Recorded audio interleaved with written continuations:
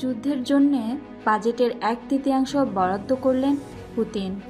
শান্তির খোঁজ নেই, ইউক্রেন রাশিয়া যুদ্ধ অব্যাহত। এর মধ্যেই প্রতিরক্ষা খাতে রেকর্ড বাজেট ঘোষণা করল পুতিন সরকার।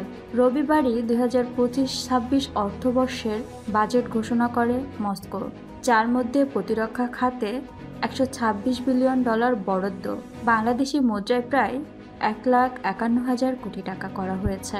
বিশ্লেষকদের বক্তব্য, যুদ্ধের জন্য মোট বাজেটের 32.5%ই প্রতিরক্ষা খাতে বরাদ্দ করা হয়েছে।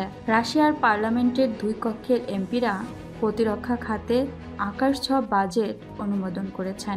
গতবারের তুলনায় $28 বিলিয়ন বাজেট বাড়ানো হয়েছে এবার। দ্বিতীয় বিশ্বযুদ্ধের পরে রাশিয়ার সব থেকে বড় সংঘাতের মুখোমুখি ইউক্রেন যুদ্ধে। দীর্ঘদিন ধরে চলা এই যুদ্ধে দুপক্ষের গোলাগুলি, ক্ষেপণাস্ত্র, বিভিন্ন ধরনের বোমা, ট্যাঙ্কের মতো যুদ্ধাস্ত্র ব্যয় হচ্ছে। পাশাপাশি সেনার খাবার, ওষুধ, পোশাকের জন্য বিপুল খরচ রয়েছে। আধুনিক সময়ে যুদ্ধক্ষেত্রে প্রযুক্তি খাতেও ব্যয়ও নেহাত কম নয়। বিশ্লেষকদের বক্তব্য, ব্যয় সাপেক্ষ লম্বা যুদ্ধের কথা মাথায় রেখেই প্রতিরক্ষা খাতের বাজেট বিপুল পরিমাণে বাড়িয়েছে পুতিন সরকার। এমনিতে ধারে ও ভারে যুদ্ধের ময়দানে ইউক্রেনের তুলনায় অনেকটাই বেশি শক্তিশালী রাশিয়া।